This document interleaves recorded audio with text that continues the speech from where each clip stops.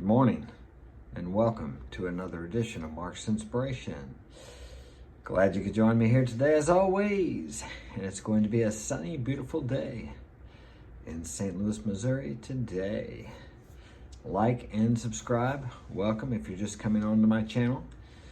And here we try to inspire, encourage, and enlighten people on how life works.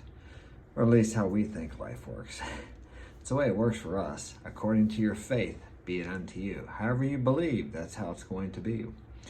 People don't believe what they see. They see what they believe.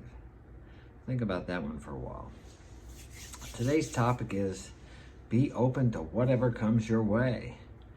Too many people live a rigid life. They make a plan. Well, a lot of people don't make a plan, but some people that make a plan, they think that everything has to go according to their plan. They may not write their plan down, but they got a plan in their mind, and by God, it's going to go that way. And if it doesn't, all hell's going to break loose and people are going to have to pay. Well, you can run your life like that. You may accomplish great deeds, but you also step on a lot of people's toes. And in the end, you find out that your relationships in life are really the most valuable thing you have. And if you spend your life destroying relationships to get what you want, actually probably to get what you thought you wanted, because you find out in the end when you get what you thought you wanted, that wasn't really what you wanted anyway.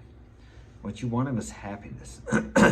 Everybody seeks things thinking they're going to make them happy, whether it be a relationship, a car, a certain amount of money, a home, ad infinitum. The list goes on. So what are you seeking today that you think is going to make you happy? Everything you seek, you're going to find within yourself. Yes, I know you're thinking, what do you mean by that? How do I look within myself? You have to start by contemplating. Contemplate your life. Most people don't think. They regurgitate what they've seen on the news, billboards, what they've heard from people, they're gossiping, etc. They don't stop and think about what they're thinking about, why their life is unfolding as it is. How have they gotten to where they've gotten today? And how can they get to where they want to be? And if they're not happy today, because where they are today is what they wanted yesterday, and what they have today is what they wanted yesterday, they're not going to be any happier when they get what they think they want tomorrow.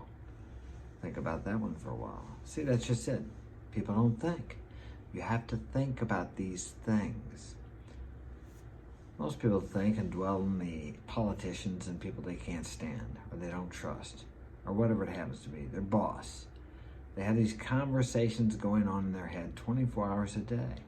Okay, guess what? You are the master of that realm.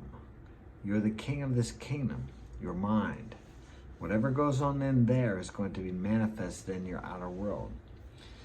I hear people say, I can't pick up a girl. The girls don't like me. I'm not tall enough. I don't make enough money. I'm not good looking enough. I don't have a six-pack abs. What are they thinking about? They're thinking about all the reasons they can't have the girl they want. Well, guess what? They're never going to be able to have her because all they're thinking about is they can't. Henry Ford once said, if you believe you can, you're right. And if you believe you can't, you're right. There you go. Everybody gets to be right. That's sometimes why we have so much dissension in the world. Perception. Perception. Think about that. Two people look at the same thing. Do they see the same thing? Very rarely do they. Two people read a book. Do they read the same book? Well, yes, it looks like the same book, but not in their mind. Because everything is filtered through their experiences, their life experiences, and everyone has different life experiences. We have to learn to go with the flow, as the old saying says. Why paddle upstream? Now that doesn't mean always taking the easy way or the wide path. Actually, it means taking the path less traveled. Just to sit down and think about your life is taking the path less traveled, because most people, as I said, never think. They just remember. We're not taught to think. We're not taught to use our imagination. We're not taught to use visualization. When everything in the outer reality that you see now that was created by man was first created in the mind of man, with a thought, with a vision. But yet we're not taught that in schools, because that is a teaching that creates free thinkers. It doesn't create worker drones. What do they tell you in school? I know what they told me, and they're still telling my kids the same thing. If you don't get a high school education, you'll never get a good job. I don't have a good job. I'm self-employed. I'm an entrepreneur, as they say. That word is used very loosely, but I have several avenues of income. Well, I have several possible avenues of income. One is generating a great income, and the others are to generate income in the future.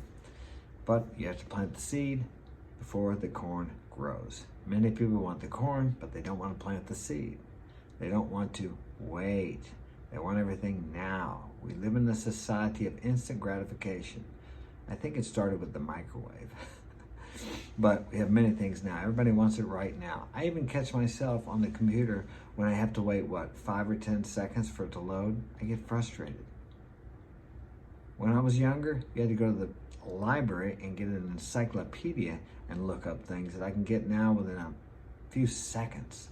But yet we become accustomed, we become programmed to instant everything.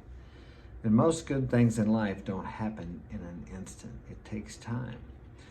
But what brought up this topic was, last night I comment on Facebook on, I'm a member of a lot of these dating forums.